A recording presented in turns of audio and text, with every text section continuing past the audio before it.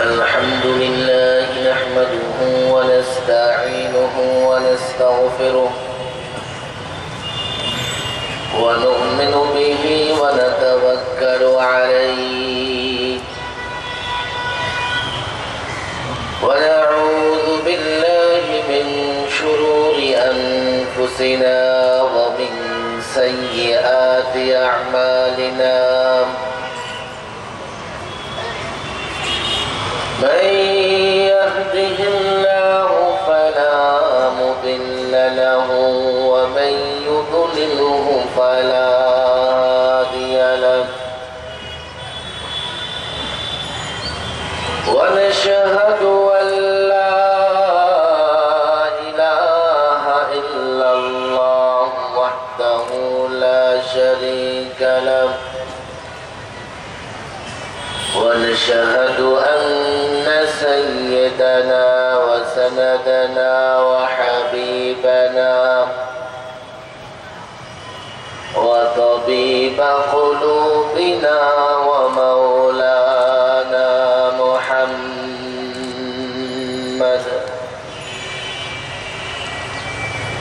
أرسله بالحق بشيرا ونذيرا وداعيا إلى الله بإذنه وسراجا منيرا أما بعد فأعوذ بالله من الشيطان الرجيم بسم الله الرحمن الرحيم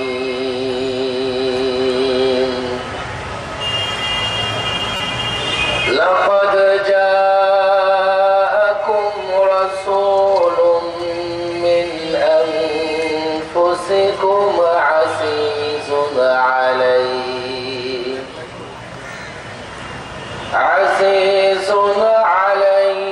ما عنتم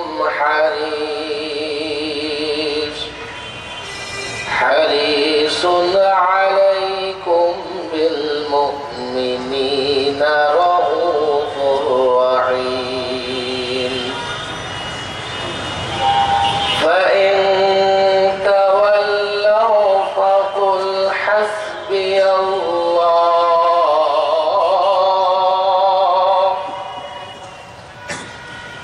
فإن تولوا فقل حسبي الله لا إله إلا هو عليه توكلت وهو رب العرش العظيم صدق الله مولانا العظيم وصدق رسوله النبي الكريم ونحن على ذلك من الشاهدين والشاكرين والحمد لله رب العالمين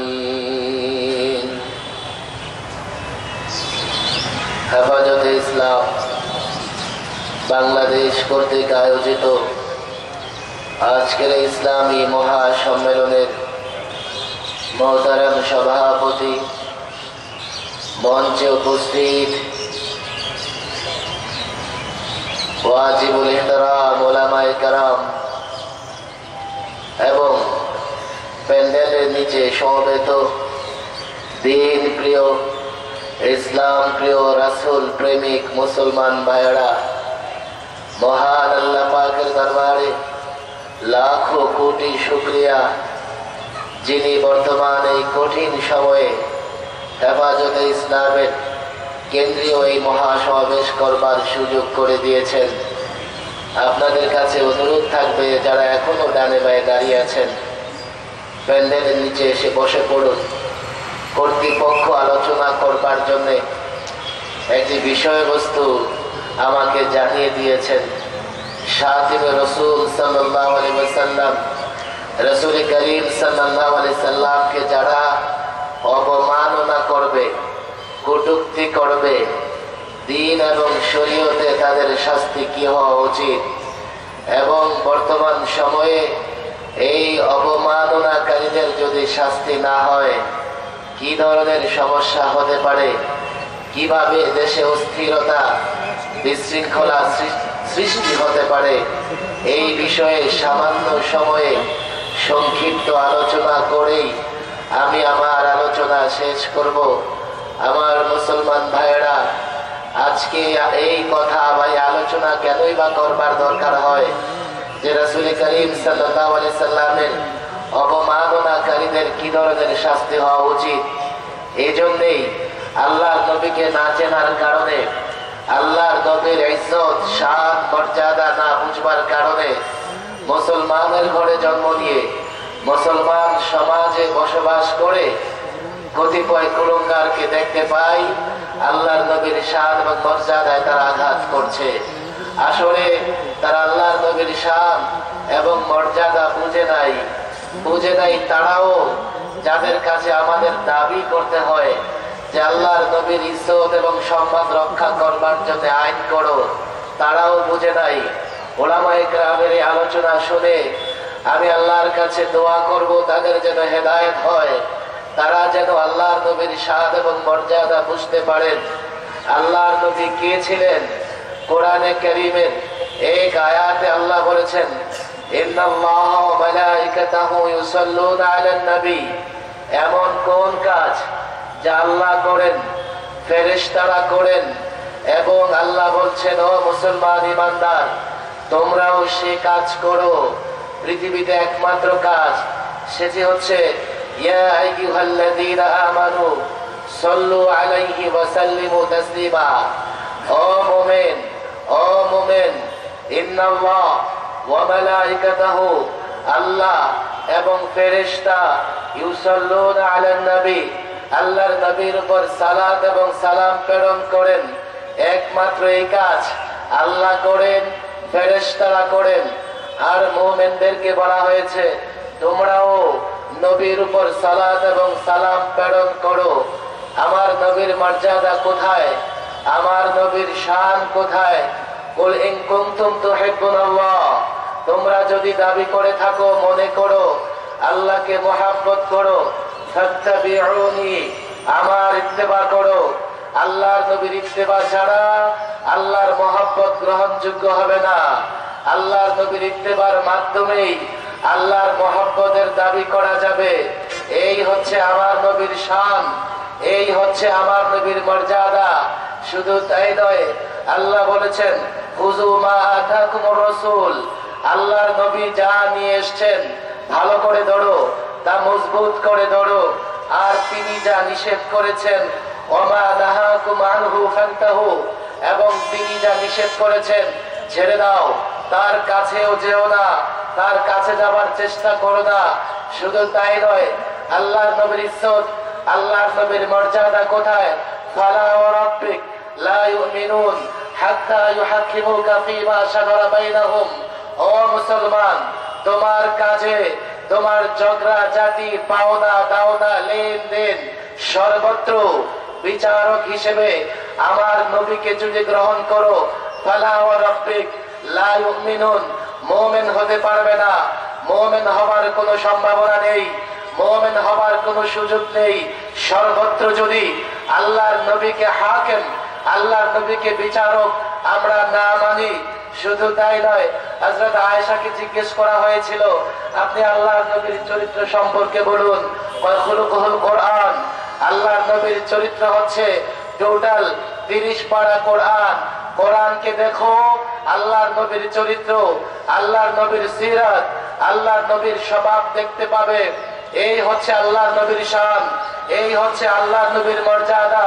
আল্লাহর নবীর উপর শুরুতে যখন ওহী অবতীর্ণ হলো, কোরআন নাযিল হওয়া শুরু হলো, আল্লাহর নবী কোরআনে কারীমের আয়াতগুলো মুখস্থ করবার জন্য চেষ্টা করছিলেন। আল্লাহ বলেন লা তুহাররিক লিসানাকা বি লিতাজালা বি। ও নবী, আপনি কোরআনে কারীমের আয়াত মুখস্থ করবার জন্য তাড়াহুড়া করবার দরকার নাই। আমি আল্লাহ এই কোরআনকে আপনার সিনার মধ্যে বদ্ধমূল করে দেব।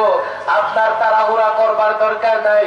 কাফের মক্কা, মুশরিকিনে মক্কা যখন আল্লাহর নবীর উপর কটূক্তি করেছে, অপবাদ করেছে, আল্লাহর নবীর পুত্রদ্বয় মৃত্যুবরণ করবার পর কাফের মুশরিক বলতে শুরু করলো মুহাম্মদ নির্বংশ, শেষ হয়ে যাবে। আল্লাহ উত্তর দিলেন ইন্না আতাইনাকাল কাউসার। ও নবী, আমি আপনাকে কাউসার দান করেছি। ফাসাল্লি লিরাব্বিকা ওয়ানহার। আপনি রবের জন্য নামাজ পড়েন, কুরবানি করেন। টেনশন করবেন না, চিন্তা করবেন না। ইন্না শানিয়াকা হুয়াল আবতার। আপনি নির্বংশ হলেও আপনি শেষ হবেন না, আপনি বিলুপ্ত হবেন না। আপনার দুশমন, আপনার কাফের শেষ হয়ে যাবে। এই হচ্ছে আল্লাহর নবীর মর্যাদা, আল্লাহর নবীর শান। কাফের বলে মোহাম্মদ গণক, কাফের বলল মোহাম্মদ জাদুঘর, কাফের বলল এই কোরআন মুহাম্মদের বানানো। আল্লাহ বললেন ওয়ান নাজমি ইযা হাওয়া মা দাল্লা সাহিবুকুম আমা গাওয়া। না না, মুহাম্মদ গোমরাহ হয় নাই, ভ্রষ্ট হয় নাই। নিজ থেকেও কথা বলেন না, যা বলেন সব আল্লাহ কর্তৃক বলেন, আল্লাহর পক্ষ থেকে এসছে। ওমা বিমাজনুন, তিনি পাগল নন, তিনি জাদুকর নন, তিনি গণক নন, তিনি তো আল্লাহর নবী।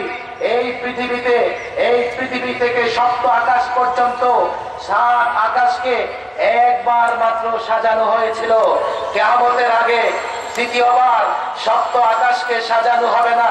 সেটা মেরাজের রাত্রিতে সুবহানাল্লাযী আসরা বিআবদিহি লাইলাম মিনাল মাসজিদিল হারাম ইলাল মাসজিদিল আকসা। আল্লাহ রাব্বুল আলামিন আল্লাহর প্যারা হাবিবকে নিজের কাছে ডেকে নিয়ে গিয়েছিলেন। 1, 2 সপ্ত আকাশ পর্যন্ত ভ্রমণ করিয়েছিলেন। এরপরে সিদরাতুল মুনতাহা, আরশে আজিম পর্যন্ত ফাকাবা কাউসাইনি আও আদনা। আল্লাহর সঙ্গে এইভাবে মুখোমুখি বসে কথা বলেছেন, আলোচনা করেছেন। এই হচ্ছে আমার আপনার নবীর মর্যাদা, আমার আপনার নবীর মর্যাদা। আন-নাবিয়্যু আওলা বিল মুমিনিনা মিন আনফুসিহিম। নবী মুমিনদের কাছে তার নফস, তার জান, তার প্রাণ সব কিছু থেকে নবীর মহব্বত তার অন্তরে বেশি থাকে। নবীর মহব্বত অন্তরে কতটুকু থাকতে পারে? সাহাবায়ে কেরাম জীবন দিয়ে, রক্ত দিয়ে, জান দিয়ে, মাল দিয়ে দেখিয়ে গেছেন। উহুদের যুদ্ধ চলছে, হঠাৎ পিছন দিক থেকে কাফের বাহিনী আক্রমণ করে মুসলমানদেরকে ছত্রভঙ্গ করে দিয়েছে। এক হতভাগা কাফের পাথর মেরে আল্লাহর নবীর নিচের দাঁত শহীদ করে দিয়েছে। আল্লাহর নবীর নিচের ঠোঁট ফেটে গিয়েছে। আরেক কাফের আঘাত করেছে। আল্লাহর নবীর শিরস্থানের 2টি আংরা মাথায় প্রবেশ করে গিয়েছে। উহুদের ময়দানে আল্লাহর নবী গড়িয়ে গর্তে পড়ে গেছেন। কাফের, বেঈমান, নাস্তিক, মুরতাদরা আল্লাহর নবীকে শেষ করবার জন্য চতুর্দিক থেকে একত্রে আক্রমণ করবার চেষ্টা করছে। ও মুসলমান, উহুদের দিকে তাকিয়ে দেখো, একজন যুবক নাম যার তলহা আল্লাহর নবীকে আড়াল করে কাফেরদের দিকে তীর মারতে থাকলেন। ঢাল স্বরূপ নিজের বুককে কাফেরের তীরের মুখোমুখি করে দিলেন। আবু দুজানা নিজের শরীরকে আল্লাহর নবীর ঢাল স্বরূপ হিসেবে ব্যবহার করলেন। আবু দুজানা শাহাদাত বরণ করেছে। আল্লাহর নবীকে আড়াল করে রেখে তলহা 70 থেকে 80টা তীর খেয়েছে। আল্লাহর নবীকে আড়াল করে রেখেছেন, নিজে শেষ হয়ে যাবে, যাতে আল্লাহর নবীর উপরে কাফেরের তীর, কাফেরের বর্ষা, কাফেরের আঘাত না আসতে পারে। জীবন দিয়ে আল্লাহর নবীর মহব্বতকে প্রকাশ করেছেন, রক্ত দিয়ে আল্লাহর নবীর ভালোবাসা দেখিয়ে গেছেন। কিয়ামত পর্যন্ত চলতে থাকবে। নবী প্রেমিকরা যারা নবীকে ভালোবাসে, নবীর প্রেম বুকে ধারণ করে, এইভাবে রক্ত দিয়ে, জান দিয়ে যেদিক থেকে আসুক, চাই কাফের, চাই ইহুদি, চাই মুনাফিক, চাই নাস্তিক, চাই ক্ষমতাকে কেন্দ্র করে, ক্ষমতার যন্ত্রকে ব্যবহার করে আল্লাহর নবীর চরিত্রে কালিমা লেপনের চেষ্টা করুক, আল্লাহর কসম, রব্বে কাবার কসম, রক্ত দিয়ে তাদের মোকাবেলা করা হবে।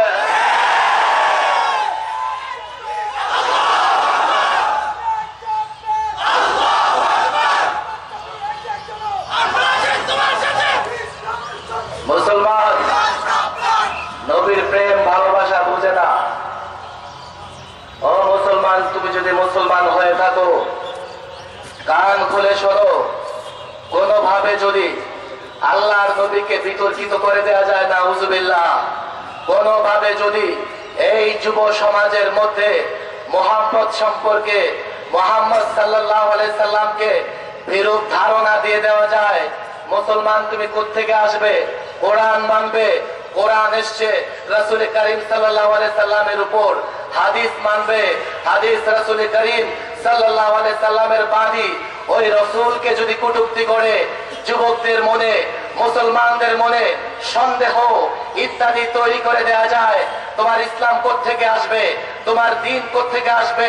পাশ্চাত্য নানা ছলে বলে মুসলমানদের ভিতরে কখনো জঙ্গির ধোঁয়া তোলে, কখনো সন্ত্রাসীর ধোঁয়া তোলে, কখনো আল্লাহর নবীর বিরুদ্ধে নানা কার্টুন ছেপে। ভালো করে বুঝবেন, বাক স্বাধীনতা আমরাও জানি, বাক স্বাধীনতা কাকে বলে।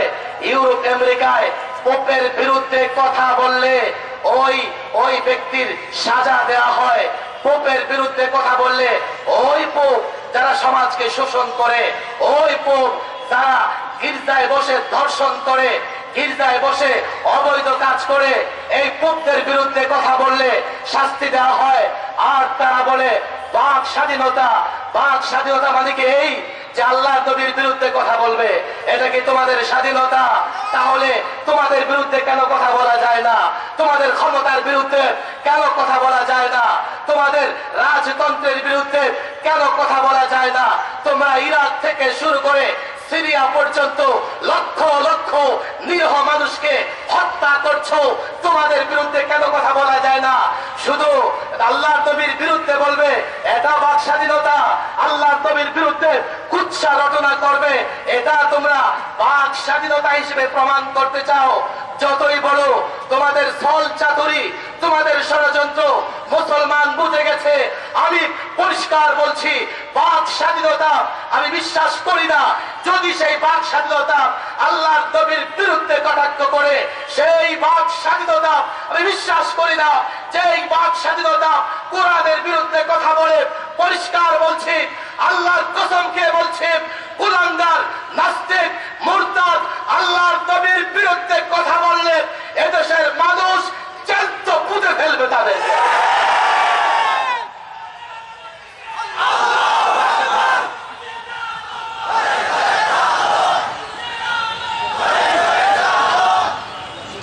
এখন শুরু হয়েছে বাংলাদেশে জঙ্গি খোঁজা। বর্তমান সরকারের জঙ্গি বিষয়ক ভূমিকা আমার কাছে খুব ভালো লাগছে। মাদ্রাসাগুলোতে জঙ্গি নাই, আমি ধন্যবাদ জানাই। মাদ্রাসাগুলোতে সন্ত্রাস নাই, আমি ধন্যবাদ জানাই। সেই সঙ্গে তোমরা এটাও বলো ইউনিভার্সিটিতে জঙ্গি নাই, সন্ত্রাসী নাই। বাংলাদেশে গত তত্ত্বাবধায়ক সরকারের আমলে 500 মামলা যা জঙ্গিবাদের অভিযোগে করা হয়েছে, 500 মামলায় অভিযুক্ত আসামিদের ঠিকানা খুঁজে তদন্ত করে দেখা গেছে এর মধ্যে 2 থেকে 2.5 ভাগ মাদ্রাসা পড়ুয়া। তাও মাদ্রাসায় কয়েকদিন পরে মাদ্রাসা ছেড়ে দিয়েছে। আর 97 ভাগ স্কুল পড়ুয়া, ইউনিভার্সিটি পড়ুয়া। তারপরেও পাশ্চাত্যের তালে তালে আমার দেশের বুদ্ধিজীবীরা মাদ্রাসার দিকে আঙ্গুল তোলে। দেখো গভর্নমেন্টের রিপোর্ট, এটা আমি নিজে তদন্ত করি নাই, পত্রিকায় এসছে। এখনো দেখো গত গভর্নমেন্টের আমলে গোটা দেশে বোমা ফুটেছে, এর মধ্যে 2-1 জন মাদ্রাসা ছাত্র গ্রেফতার হয়েছে ভুলে। ওরা কোথায়? অমুক ইউনিভার্সিটির, ওরা কোথায়? অমুক ইউনিভার্সিটি। তারপরেও তাদের দৃষ্টি ওই যে দেখো মাদ্রাসায় জঙ্গি তৈরি হয়। আমি যদি বলি বাংলাদেশের বড় বড় দুর্নীতিবাজ ঢাকা ইউনিভার্সিটি থেকে পড়াশোনা করে বড় বড় দুর্নীতিবাজ তৈরি হয়েছে। জাহাঙ্গীরনগর ইউনিভার্সিটিতে 100 দর্শনের সেঞ্চুরি পালন করে উদযাপন করেছে। দর্শক সৃষ্টি হয়েছে। এই জাতীয় শিক্ষা কারিকুলামে পড়াশোনা করে টপ টু বটম সব জায়গায় দুর্নীতি করছে। ওই পোস্ট অফিস থেকে সচিবালয় পর্যন্ত দুর্নীতির সঙ্গে সম্পর্কিত যারা একটাও মাদ্রাসায় পড়ুয়া না, দুর্নীতির দায়ে বন্ধ করে দাও স্কুল, তাদের কাছ থেকে শপথ নাও, তাদেরকে নিয়ে দুর্নীতি বিরুদ্ধে অভিযান চালাও। কেন? হ্যাঁ, এই জন্যই মৌলবীদের বিরুদ্ধে কথা বলতে ভালো লাগে। যেহেতু আমেরিকা চায় মৌলবী ধ্বংস করে দাও, যেহেতু ভারত চায় ইসলাম লাগবে না, তোমরা আমাদের মতো হিন্দু হয়ে যাও।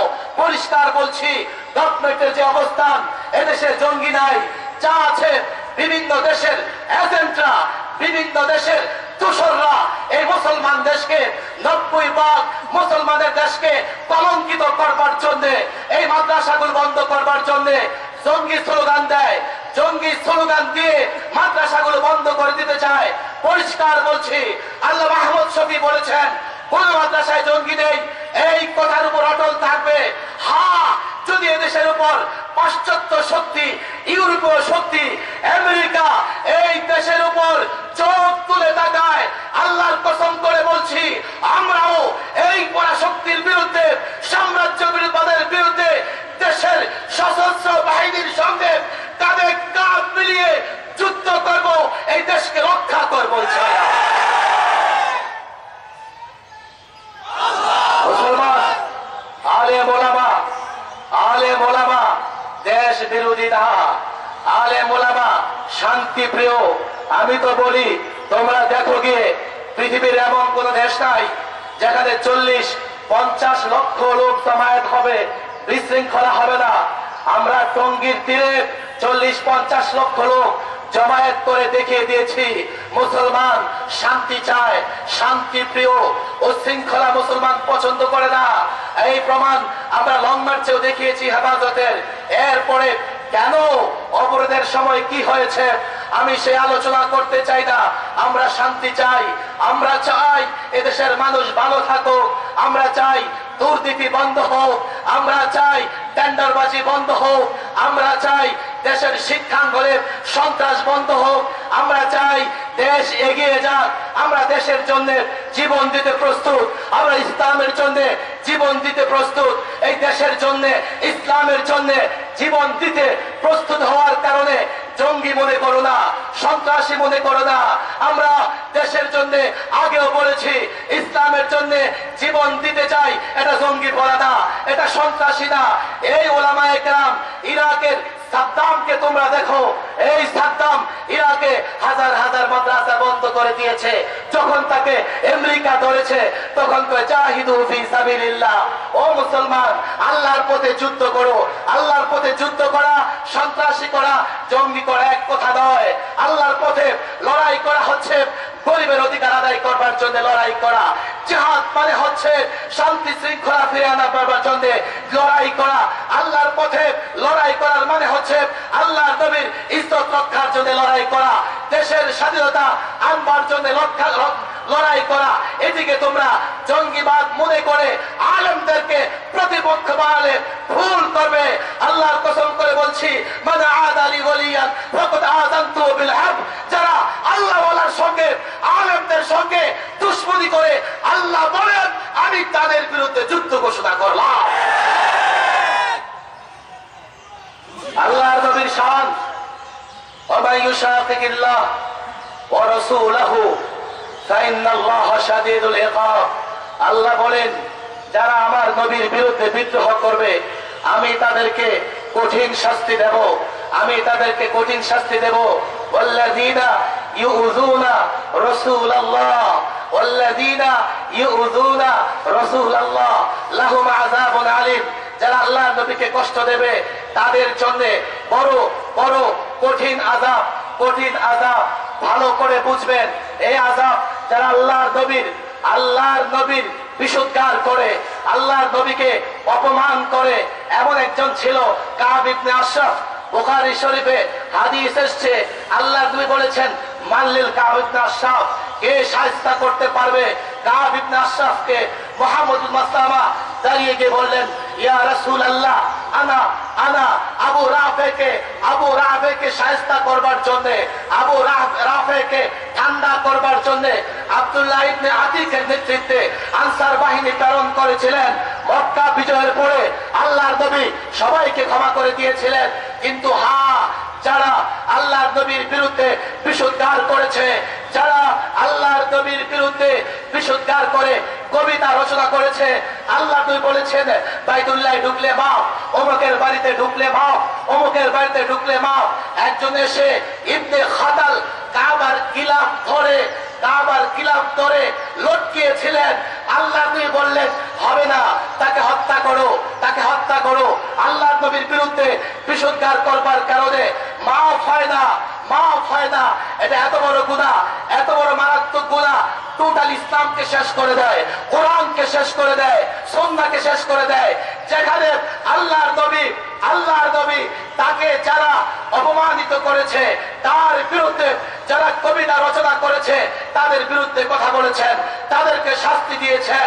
আল্লাহর নবী যাদেরকে ক্ষমা করেন নাই, অনাস্তিক মুরতাদের দল, জীবন চলে যেতে পারে, রক্তে রঞ্জিত হতে পারে রাজপথ, তোমরা যতক্ষণ আল্লাহর নবীর বিরুদ্ধে কথা বলো, আল্লাহর নবীকে বিশুদ্ধার করো, রবে কাবার কসম, যে রব এই পৃথিবী সৃষ্টি করেছেন তার কসম, যে রব ক্ষমতা পরিবর্তন করে সেই রবের কসম, নাস্তিক মুরতাদ যতদিন বাংলাদেশে আল্লাহর নবীর বিরুদ্ধে, ইসলামের বিরুদ্ধে বলে যাবে, আল্লামা আহমদ শফীর নেতৃত্বে তাদের বিরুদ্ধে যুদ্ধ চলবে।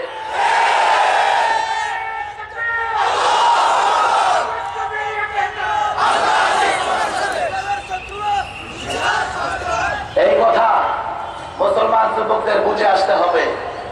মুসলমান ভালো করে শোনো, আমরা রক্তের বিনিময়ে ইসলাম ধরে রেখেছি। তোমরা দেখেছো ব্রাহ্মণবাড়িয়ার নাসিরনগরে দুটি মাদ্রাসা বন্ধ করে দিয়েছিল। আমি বহু চিন্তা করলাম যে হাফেজ মাসুদুর রহমান কেন শহীদ হলেন? মাদ্রাসা বন্ধ করে দিয়েছে হাফেজ মাসুদুর রহমান, রক্তের বিনিময়ে আজকে শুনেছি মাদ্রাসা খুলে দেওয়া হয়েছে। আমি বুঝলাম না তখন কেন বুঝে আসলো না ক্ষমতাসীনদের, তখন কেন বুঝলো না প্রশাসন, রক্ত দেওয়ার পরে কেন বুঝলো? হ্যাঁ, ইসলাম জিন্দা होता है हार करबला के बाद, इस्लाम जिंदा होता है हार करबला के बाद। ও মুসলমান, বেঈমান হোক, বন্ধু হোক, দুশ্মন হোক, তারা মুসলমানদের কাজে আসে না যখন আমার রক্ত তারা না দেখে, আমার রক্ত তারা চুষে না খায়। এই ব্রাহ্মণবাড়িয়াতে হাফেজ মাদ্রাসার গেট ভেঙে ভিতরে প্রবেশ করে তারা কারা যারা মাদ্রাসার গেট ভেঙে ভিতরে প্রবেশ করে মাদ্রাসার ছাত্রকে হত্যা করেছে? আমি যদি এর বিচার চাই, আমি অপরাধী হয়ে যাব। আমি যদি এই নিয়ে কথা বলি, কেন আমাকে জঙ্গি বলা হবে? আমি তো হত্যার বিচার চাইতে পারবো না। তদন্ত কমিটি করা হয়েছে। আমি আশা করব গোটা বাংলাদেশ জেগে উঠেছে, গোটা বাংলাদেশের মানুষ প্রতিবাদ করেছে। একজন হাফেজের কোরআনের বুকে কেন লাথি মারা হলো? একজন হাফেজের কোরআনকে লাথি মেরে কেন ছাদ থেকে নিচে ফেলে দেওয়া হলো? পরিষ্কার বলছি, শোনো, এদিন লোকেরা পৌঁছে দাও। আমরা কিছু বলি আর না বলি, আন্দোলন হোক আর না হোক, আল্লাহর কসম করে বলছি, এর যদি সুষ্ঠু তদন্ত করে বিচার না হয়, আল্লাহর কসম আসবে, এই আল্লাহর কসম থেকে তোমরা কেউ রক্ষা পাবে না।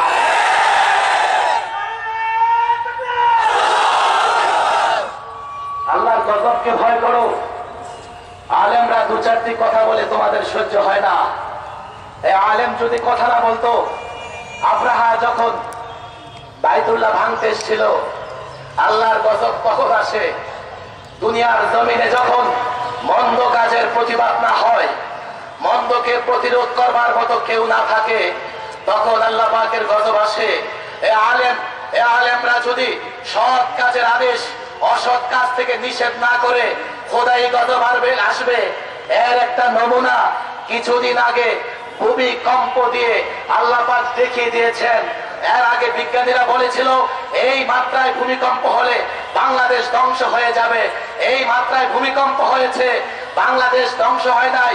এর মানে আল্লাহ দেখিয়েছেন ভূমিকম্প না, আমি চাইলে দেশ ধ্বংস করে দিতে পারি। এই হচ্ছে নমুনা, এই হচ্ছে নমুনা। সবাইকে বলবো, ক্ষমতা ভিতরে বাহিরে সব লোক দেশ প্রেমে, ইসলামের প্রেমে উদ্বুদ্ধ হয়ে দেশ প্রেমে নিজের ভেতরে জায়গা করে দিয়ে দুর্নীতির জন্য নয়, ক্ষমতার জন্য নয়, সন্ত্রাসী কায়দায় টিকে থাকবার জন্য নয়, দেশ প্রেমে উদ্বুদ্ধ হয়ে ইসলামকে আঁকড়ে ধরে দেশ চালান, দেশ চালান। ওলামায়ে কেরাম ক্ষমতার লোভী না, আলেমরা চান না ক্ষমতার হাতটি মুখে দিতে। তুমি আলেমরা চায় যারাই ক্ষমতায় আসুক ইসলামের কথা বলে, কোরআনের কথা বলে, জনগণের কথা বলে ক্ষমতায় থাকতে হবে। আল্লাহ পাক আমাদেরকে শানে রসুল, রসুল করিম সাল্লাল্লাহু আলাইহি সাল্লামের মহব্বত বুঝবার এবং এই অনুযায়ী নিজকে গঠন করবার তৌফিক দান করুন। ওয়া মা তৌফিক ইল্লা বিল্লাহ।